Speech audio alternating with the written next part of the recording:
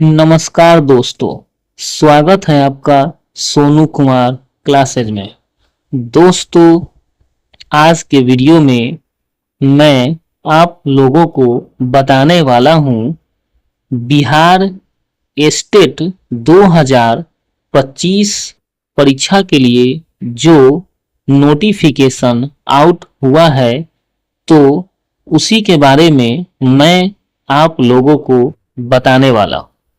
तो दोस्तों, वीडियो को शुरू करने से पहले आप लोगों से एक बात कहना चाहूँगा कि अगर अभी तक आपने इस चैनल को सब्सक्राइब नहीं किया है तो इस चैनल को सब्सक्राइब जरूर कर ले, ताकि इससे रिलेटेड इम्पोर्टेंट नोटिफिकेशन आप लोगों को मिलता रहे। तो दोस्तों, वीडियो को शुरू करते हैं। तो दोस्तों, आप लोग देख सकते हैं बिहार विद्यालय परीक्षा समिति, ठीक है। तो इसके द्वारा जो है माध्यमिक शिक्षक पात्रता परीक्षा यानी कि स्टेट 2025 के आयोजन एवं उक्त परीक्षा में सम्मिलित होने हेतु आवेदन पत्र भरे जाने के संबंध में इच्छुक अभ्यर्थियों के लिए आवश्यक सूचना, ठीक है दोस्तों। ये जो विज्ञापन संख्या है तो वो PR 218/2025 है, ठीक है। चलिए अब देखते हैं हम लोग।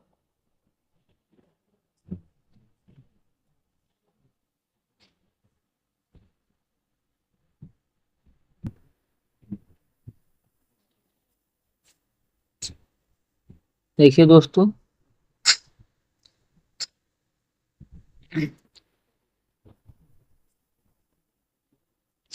देखिए यानी ये जो स्टेट एग्जाम होगा दोस्तों, तो ये जो है इसमें दो पेपर का एग्जाम होगा, ठीक है।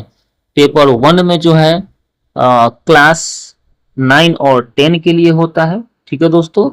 और पेपर 2 में है दोस्तों वो 11 और 12 के लिए होता है, ठीक है। चलिए देखिए इसका संरचना क्या है, स्ट्रक्चर। तो पात्रता परीक्षा के प्रश्न बहुविकल्पीय होंगे, प्रत्येक प्रश्न 1 अंक का होगा, निगेटिव मार्किंग नहीं होगी, ठीक है। चलिए दोस्तों, देखिए परीक्षा का क्या क्या विषय है इसमें, ठीक है।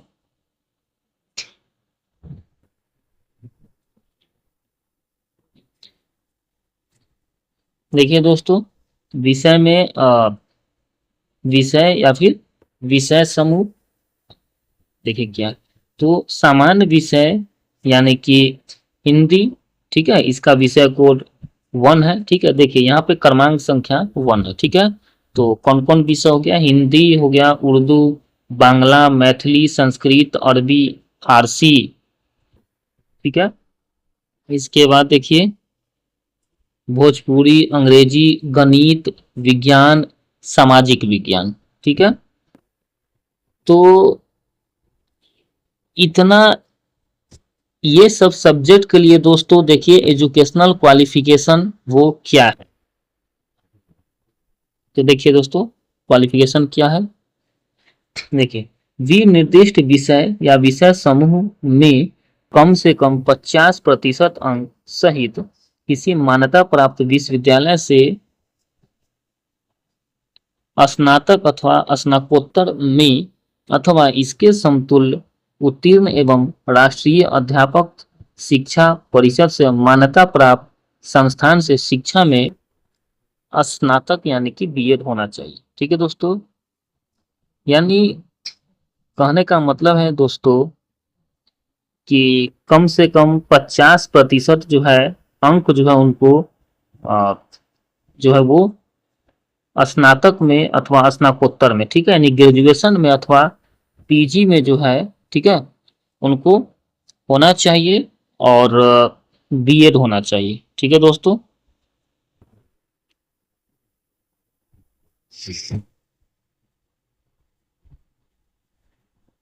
देखिए आगे देखिए अथवा, देखिए अथवा में क्या है, किसी मान्यता प्राप्त विश्वविद्यालय से स्नातक अथवा स्नातकोत्तर अथवा इसके समतुल्य में कम से कम 45% अंकों सहित स्नातक या स्नातकोत्तर तथा 13/11/2002 को अधिसूचित राष्ट्रीय अध्यापक शिक्षा परिषद यानी कि मान्यता के लिए आवेदन पत्र जमा करने की समय सीमा, अध्यापक शिक्षा कार्यक्रमों की मान्यता के लिए मानदंडों और मानकों का निर्धारण तथा नए पाठ्यक्रम अथवा प्रशिक्षण शुरू करने के लिए अनुमति विनियम 2002 तथा 10/12/2007 को अधिसूचित राष्ट्रीय अध्यापक शिक्षा परिषद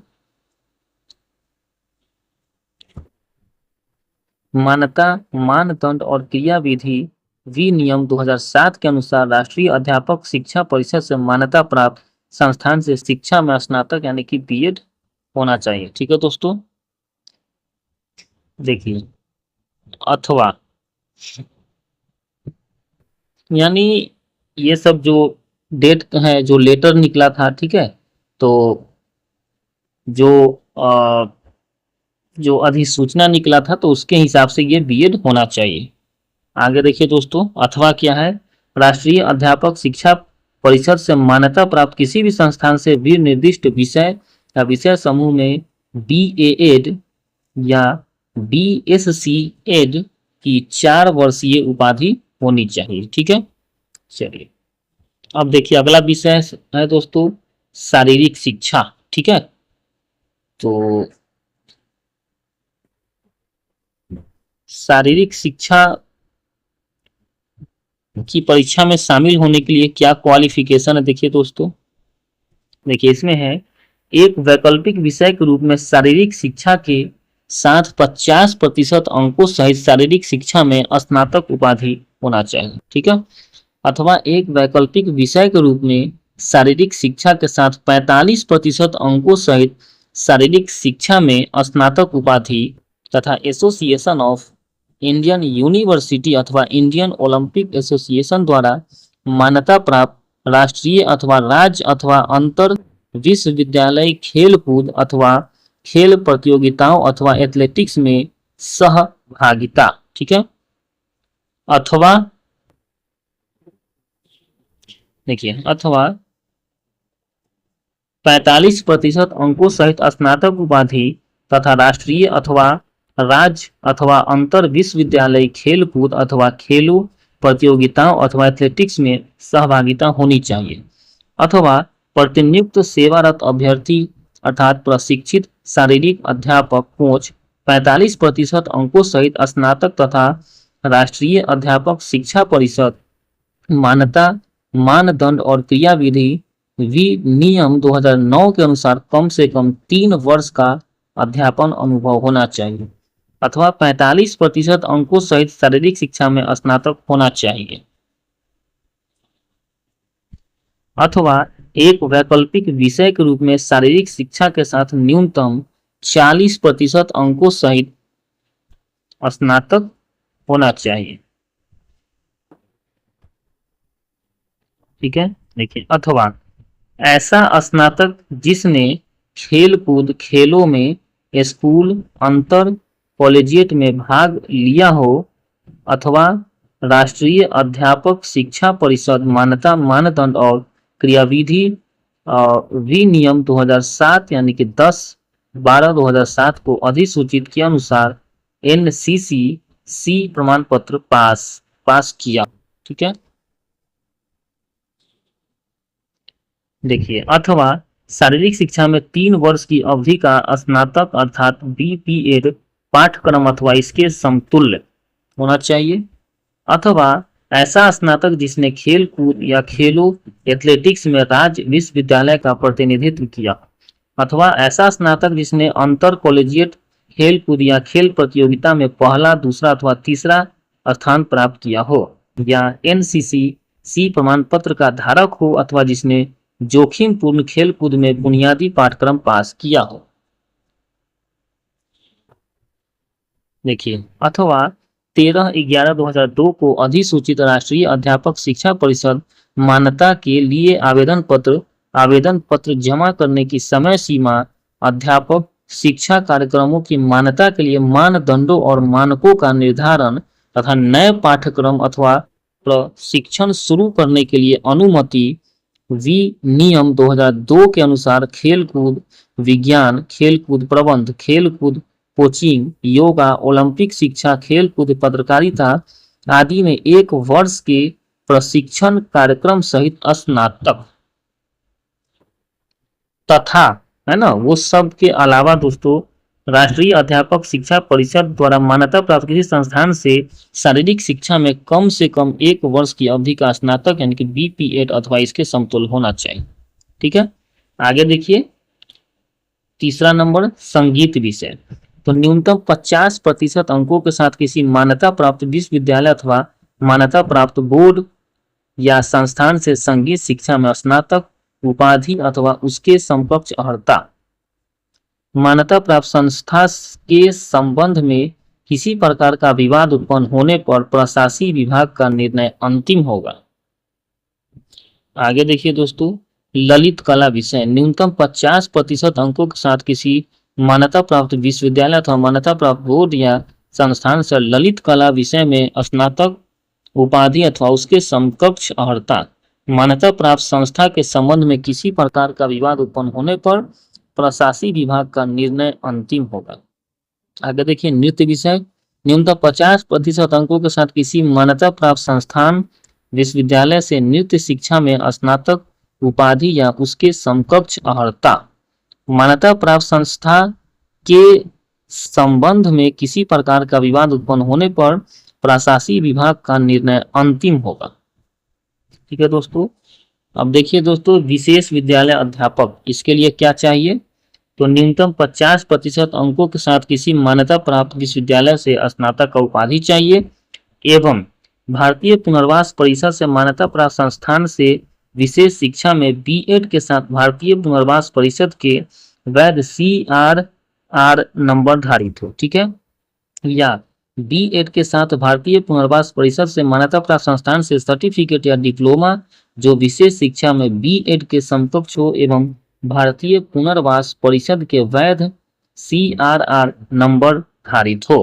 ठीक है, देखिए एवं अंतर दिव्यांगता क्षेत्र में 6 माह का अध्यापन प्रशिक्षण, परंतु भारतीय पुनर्वास परिषद के द्वारा अंतर दिव्यांगता क्षेत्र में 6 माह का अध्यापन प्रशिक्षण प्रारंभ नहीं होने की स्थिति में नियुक्ति के लिए उक्त अर्हता को इस शर्त के साथ शिथिल रखा जाएगा कि संबंधित उम्मीदवार नियुक्ति के उपरांत उक्त प्रशिक्षण चर्या के निर्धारण की स्थिति में इसे प्रशिक्षण चर्या प्रारंभ होने की तिथि से 2 वर्ष के अंदर पूर्ण करना सुनिश्चित करेंगे। इस प्रशिक्षण चर्या को पूर्ण करने हेतु यथा आवश्यक अधिकतम 6 माह तक सवैतनिक अवकाश मान्य होगा। आगे देखिए दोस्तों कुछ ध्यान देने वाला बात नोट है ये। अभ्यर्थी अपने स्नातक में पठित विषय के अनुसार किसी भी एक विषय या विषय समूह का चयन कर सकते हैं। ठीक है,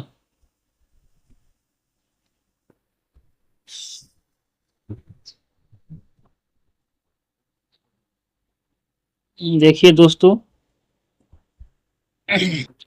विषय समूह है ये, यानी कहने का मतलब है कि देखिए दोस्तों गणित के शिक्षक कौन बन सकते हैं? देखिए स्नातक स्तर पर गणित के साथ भौतिकी या इलेक्ट्रॉनिक्स या कंप्यूटर साइंस या रसायन विज्ञान या सांख्यिकी विषय में से कोई 2 विषय स्नातक स्तर पर जो है वो पढ़ा हो। ठीक है, इसमें से कोई 2 विषय स्नातक में वो पढ़ा हो अथवा इंजीनियरिंग से स्नातक जिसमें गणित की विशेषज्ञता हो। ठीक है, इस क्रम में स्पष्ट किया जाता है कि स्नातक स्तर पर कंप्यूटर साइंस में BCA की योग्यता को सम्मिलित माना जाएगा। ठीक है, देखिए विज्ञान का शिक्षक बनने के लिए, है ना, स्नातक स्तर पर जंतु विज्ञान यानी कि प्राणी विज्ञान, वनस्पति विज्ञान एवं रसायन शास्त्र विषय में पठित हो अथवा इंजीनियरिंग से स्नातक जिसमें विज्ञान की विशेषज्ञता हो। इसके अंतर्गत उपरयुक्त विषयों के अलावा बायोटेक्नोलॉजी या माइक्रोबायोलॉजी को भी समाहित किया जाता है। ठीक है, देखिए सामाजिक विज्ञान का दोस्तों टीचर बनने में क्या क्या है? तो स्नातक स्तर पर सहायक विषय यानी कि सब्सिडियरी या प्रतिष्ठा विषय यानी कि ऑनर्स के अंतर्गत इतिहास, भूगोल, अर्थशास्त्र एवं राजनीति शास्त्र में से किसी दो विषय में उत्तीर्ण, ठीक है।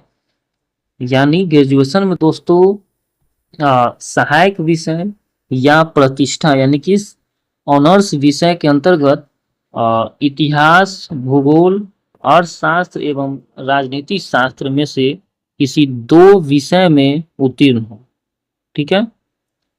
और दो विषय में जो उसको उत्तीर्ण उत्तीर्ण होना है दोस्तों, ठीक है, जिसमें अनिवार्य रूप से एक विषय इतिहास या भूगोल अवश्य हो। प्राचीन इतिहास विषय को इतिहास विषय के समकक्ष माना जाएगा, ठीक है दोस्तों।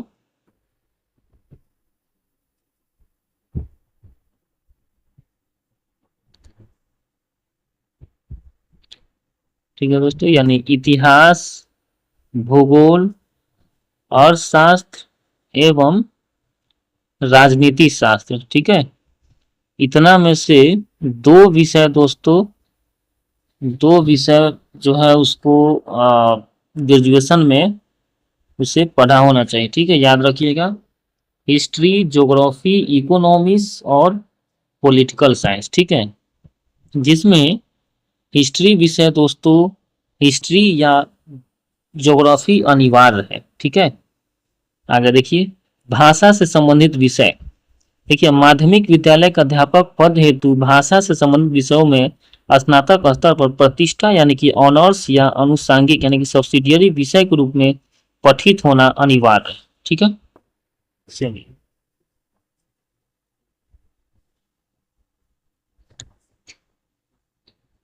एक चीज ध्यान दीजिए दोस्तों, देखिए, शिक्षण एवं प्रशिक्षण के किसी भी उपाधि की मान्यता के बिंदु पर अथवा किसी उपाधि विशेष के समतुल्यता के बिंदु पर किसी भी प्रकार के विवाद की स्थिति में राष्ट्रीय अध्यापक शिक्षा परिषद यानी कि एनसीटीई के परामर्श से विभाग का निर्णय अंतिम होगा, ठीक है। आगे देखिए, पेपर 1 के तहत संगीत, नृत्य एवं ललित कला विषय के लिए अलग अलग परीक्षा ली जाएगी, ठीक है। शारीरिक शिक्षा के लिए केवल पेपर 1 के तहत परीक्षा ली जाएगी, जिसके अर्हता का निर्धारक परिशिष्ट 1 की कंडिका 2 में किया गया है, ठीक है। देखिए, अब दोस्तों पेपर 2 के लिए क्या क्या है। देखिए, पेपर 2 में जो दोस्तों ये क्रमांक 1 में कौन कौन सब्जेक्ट आ जाता है, तो देखिए, हिंदी है, उर्दू है, अंग्रेजी, संस्कृत, बांग्ला, मैथिली, मगही, ठीक है, अरबी, फारसी, भोजपुरी, ठीक है। उसके बाद दोस्तों ये है पाली, प्राकृत, गणित, भौतिक विज्ञान, रसायन शास्त्र, जंतु विज्ञान, इतिहास, भूगोल, राजनीति शास्त्र, फिर समाज शास्त्र, इकोनॉमिक्स, दर्शन शास्त्र, मनोविज्ञान, गृह विज्ञान और वनस्पति विज्ञान, ठीक है। इतना विषय के लिए दोस्तों देखिए क्या शैक्षणिक योग्यता चाहिए, और प्रशैक्षणिक योग्यता क्या, देखिए, वे निर्दिष्ट विषय में कम से कम 50% अंकों सहित किसी मान्यता प्राप्त विश्वविद्यालय से स्नातकोत्तर उत्तीर्ण एवं राष्ट्रीय अध्यापक शिक्षा परिषद से मान्यता प्राप्त संस्थान से शिक्षा में स्नातक यानी कि बीएड होना चाहिए, ठीक है। आगे देखिए, अथवा किसी मान्यता प्राप्त विश्वविद्यालय से कम 45% अंकों सहित स्नातकोत्तर यानी कि पीजी होना चाहिए, अथवा इसके समतुल्य तथा 13/11/2002 को अधिसूचित राष्ट्रीय अध्यापक शिक्षा परिषद मान्यता के लिए आवेदन पत्र जमा करने की समय सीमा, अध्यापक शिक्षा कार्यक्रमों की मान्यता के लिए मानदंडों और मानकों का निर्धारण तथा नए पाठ्यक्रम अथवा प्रशिक्षण शुरू करने के लिए अनुमति विनियम 2002 तथा 10/12/2007 को अधिसूचित राष्ट्रीय अध्यापक शिक्षा परिषद मान्यता मानदंड और क्रियाविधि विनियम 2007 के अनुसार राष्ट्रीय अध्यापक शिक्षा परिषद से मान्यता प्राप्त संस्थान से शिक्षा में स्नातक यानी कि बीएड होना चाहिए, ठीक है। आगे देखिए, अथवा किसी मान्यता प्राप्त विश्वविद्यालय से कम 50% अंकों सहित भी निर्दिष्ट विषय में स्नातकोत्तर यानी कि पीजी होना चाहिए अथवा इसके समतुल्य होना चाहिए, तथा राष्ट्रीय अध्यापक शिक्षा परिषद से मान्यता प्राप्त किसी भी संस्थान से बीए एड या BSc एड होना चाहिए, ठीक है। अथवा न्यूनतम 55% अंकों अथवा उसके समकक्ष ग्रेड के साथ जी निर्दिष्ट विषय में स्नातकोत्तर तथा 3 वर्षीय एकीकृत B.Ed M.Ed होना चाहिए, ठीक है। अब देखिए दोस्तों, ये 2 नंबर यानी कि वाणिज्य के लिए क्या है क्वालिफिकेशन। तो वाणिज्य विषय से कम 50% अंकों सहित किसी मान्यता प्राप्त विश्वविद्यालय से स्नातकोत्तर उत्तीर्ण।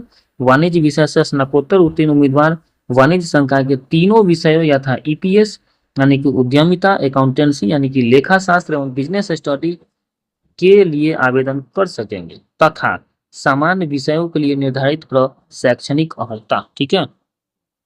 अब देखिए दोस्तों, कंप्यूटर साइंस के लिए क्या योग्यता है। तो न्यूनतम 50% अंकों के साथ निम्न विषय समूह में मान्यता प्राप्त विश्वविद्यालय या संस्थान से प्राप्त उपाधि DOEACC से स्तर A एवं किसी विषय में स्नातकोत्तर की उपाधि चाहिए, ठीक है। अथवा किसी मान्यता प्राप्त विश्वविद्यालय या AICTE से मान्यता प्राप्त संस्थान से BE कंप्यूटर साइंस या IT या BTech कंप्यूटर साइंस या IT अथवा समकक्ष उपाधि या भारत सरकार से मान्यता प्राप्त संस्थान या विश्वविद्यालय से डिग्री होना चाहिए, ठीक है। आगे देखिए, अथवा किसी मान्यता प्राप्त विश्वविद्यालय या AICTE से मान्यता प्राप्त संस्थान से किसी स्ट्रीम में BE या BTech की उपाधि तथा कंप्यूटर में पोस्ट ग्रेजुएट डिप्लोमा होना चाहिए। अथवा किसी मान्यता प्राप्त विश्वविद्यालय से कंप्यूटर साइंस में स्नातकोत्तर MCA या मान्यता प्राप्त विश्वविद्यालय से समकक्ष उपाधि होना चाहिए। अथवा किसी मान्यता प्राप्त विश्वविद्यालय से कंप्यूटर साइंस में स्नातक होना चाहिए या BCA या समकक्ष एवं किसी विषय में स्नातकोत्तर होना चाहिए। आगे देखिए, अथवा किसी मान्यता प्राप्त विश्वविद्यालय से कंप्यूटर साइंस में पोस्ट ग्रेजुएट डिप्लोमा एवं किसी विषय में स्नातकोत्तर की उपाधि होनी चाहिए। अथवा DOEACC से स्तर B एवं मान्यता प्राप्त विश्वविद्यालय से किसी विषय में स्नातकोत्तर की उपाधि होनी चाहिए। अथवा सूचना एवं संचार प्रौद्योगिकी मंत्रालय से DOEACC से स्तर C किसी मान्यता प्राप्त विश्वविद्यालय से स्नातक में उपाधि होनी चाहिए।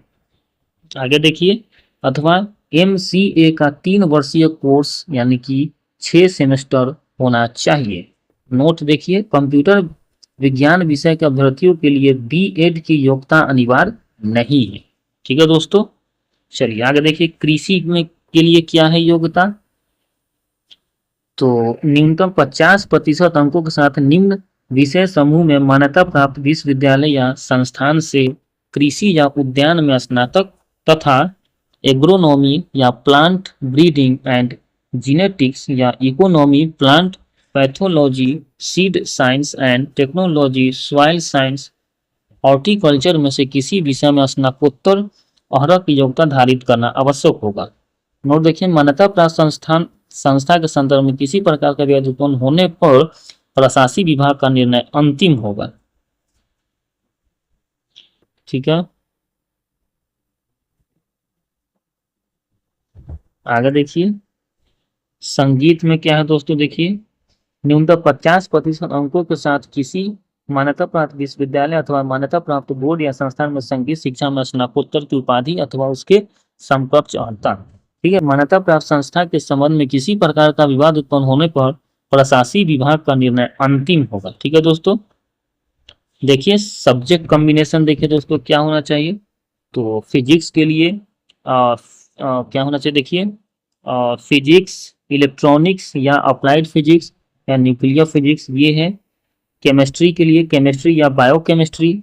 इकोनॉमिक्स के लिए economics, applied economics, business economics. Commerce के लिए master degree in commerce, however holder of degree of M.Com in applied business economies shall not be eligible. Business economies जो है दोस्तों वो एलिजिबल नहीं है। बोटनी या जूलॉजी देखिए, तो botany, zoology, life science, bio science, genetics या microbiology, biotechnology, molecular biology, plant physiology. Math के लिए मैथमेटिक्स, अप्लाइड मैथमेटिक्स, ठीक है।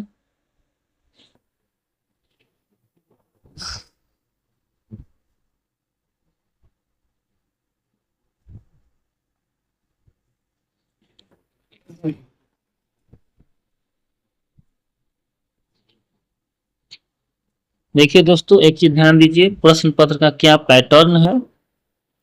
देखिए, माध्यमिक शिक्षक पात्रता परीक्षा पूछे जाने वाले प्रश्नों में 100 अंक निर्दिष्ट विषय वस्तु से होंगे तथा 50 अंक शिक्षण कला अन्य दक्षताओं पर आधारित होंगे। ठीक है, ये 100 अंक आपके सब्जेक्ट से होंगे और 50 अंक जो दोस्तों होगा वो शिक्षण कला एवं अन्य दक्षता से होगा। कुल 150 अंक का प्रश्न पूछे जाएंगे, 150 प्रश्न रहेंगे। ठीक है, ये कौन कौन फॉर्म भर सकते हैं, अप्लाई कर सकते हैं। देखिए, तो आवेदक भारत का नागरिक हो। ठीक है, आगे देखिए, बिहार राज्य विद्यालयाध्यापक नियुक्ति स्थानांतरण शासनिक कार्रवाई एवं सेवा शर्त नियमावली अद्यतन तथा संशोधित 2023 द्वारा निर्धारित योग्यता अर्हताधारी उम्मीदवार माध्यमिक शिक्षक पात्रता परीक्षा के परीक्षार्थी हो सकते हैं। ठीक है,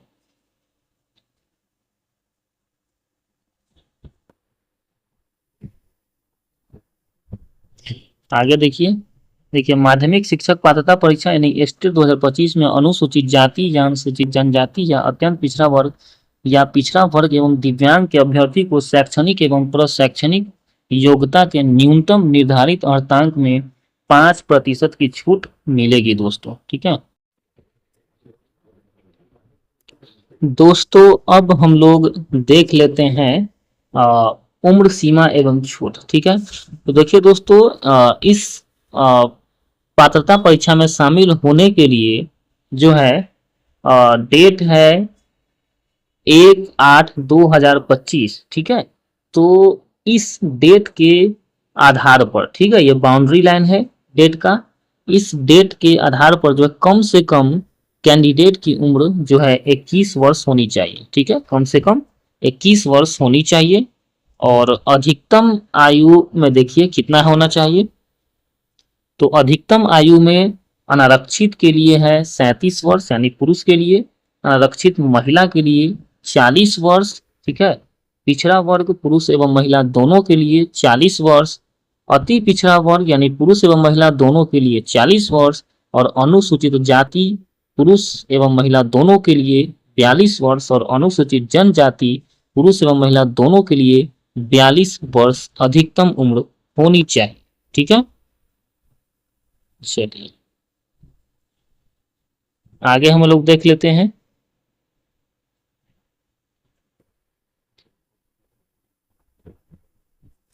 दिव्यांग अभ्यर्थी को दोस्तों 10 वर्ष की छूट है, जो ये प्रावधान है। ठीक है, भूतपूर्व सैनिक अभ्यर्थी को 3 वर्ष का छूट है। ठीक है,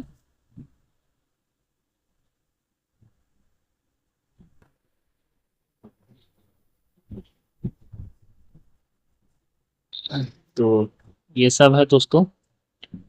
देखिए दोस्तों, इस परीक्षा में पास होने के लिए यानी क्वालिफाई करने के लिए कितना अंक होने चाहिए। ठीक है, देखिए, सामान्य प्रशासन विभाग के संकल्प संख्या 2374 दिनांक 16/7/2007 के आलोक में माध्यमिक शिक्षक पात्रता परीक्षा 2025 का उत्तीर्णांक ये होगा। देखिए, सामान्य को 50% अंक लाने होंगे, पिछड़ा वर्ग को 45.5% अंक लाने होंगे, अत्यंत पिछड़ा वर्ग को 42.5% अंक लाने होंगे, अनुसूचित जाति या अनुसूचित जनजाति को 40% अंक लाने होंगे और दिव्यांग को 40% अंक लाने होंगे। ठीक है दोस्तों, और महिला को 40% अंक लाने होंगे क्वालिफाई करने के लिए। ठीक है, आगे देखिए, यहाँ पे क्या कह रहा है, राज्य की उक्त आरक्षण नीति बिहार अधिनियम 15/2003 द्वारा दिनांक 11/6/1996 के प्रभाव से निम्न रूपेण प्रावधानित किया गया। देखिए, परंतु और कि बिहार राज्य के बाहर के निवासी अभ्यर्थी इस अधिनियम के अधीन आरक्षण के लाभ हेतु दावा नहीं करेंगे। ठीक है,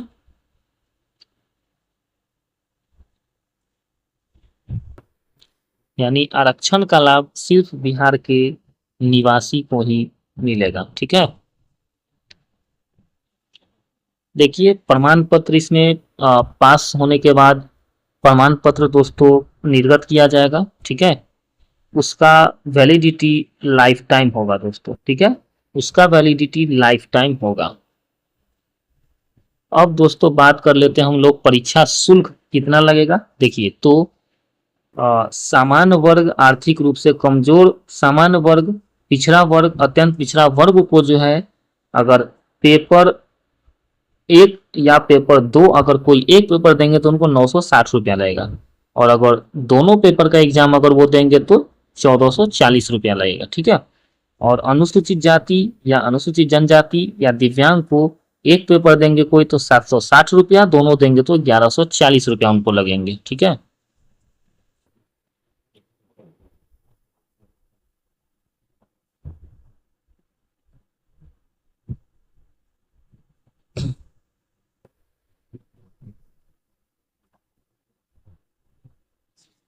इस एग्जाम में दोस्तों नॉर्मलाइजेशन होगा। ठीक है,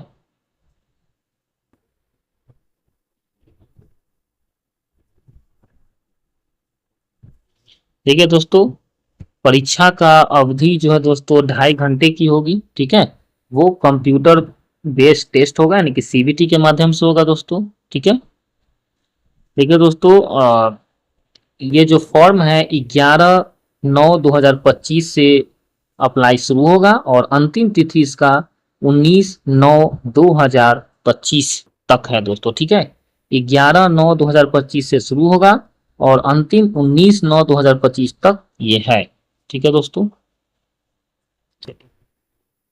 ऑनलाइन फॉर्म आपको भरने के लिए यही वेबसाइट secondary.biharboardonline.com एवं biharboardonline.com पर जाकर ही आपको ऑनलाइन अप्लाई और स्टेट एग्जाम 2025 क्लिक करना होगा। ठीक है, और इसके बाद आपको ये लिंक पर अप्लाई कर देना है दोस्तों। और ये सब उसका भरने का तरीका दिया हुआ है, आप लोग देख सकते हैं इसको। ठीक है ना, पंजीकरण होगा, फॉर्म भरना होगा, फोटो सिग्नेचर, ये सब आपको भरना है दोस्तों।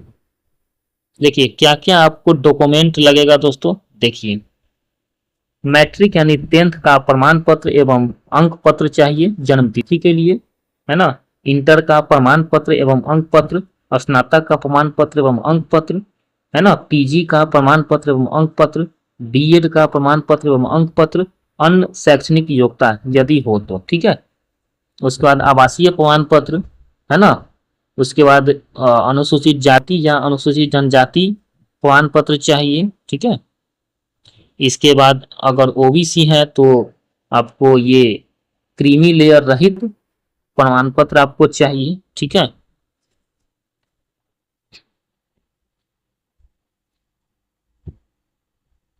अगर कोई महिला है अगर तो उनका जो है, अगर विवाहित महिला है तो उनका जो भी डॉक्यूमेंट होगा दोस्तों वो उनके पिता के नाम से और पिता के पता के से होना चाहिए, है ना। उनके पति के नाम से और उनके पति के पता के नाम से नहीं होना चाहिए। ठीक है,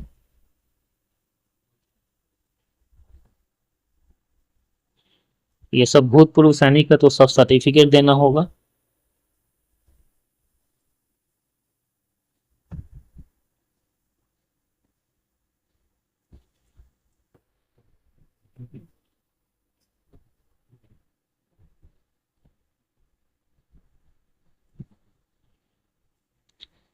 तो दोस्तों इस तरह से आज के वीडियो में मैंने आप लोगों को बताया बिहार स्टेट 2025 का जो नोटिफिकेशन आउट हुआ है, तो उसके बारे में मैंने आप लोगों को बताया। तो दोस्तों मिलते हैं फिर अगले वीडियो में, तब तक के लिए जय हिंद, जय भारत।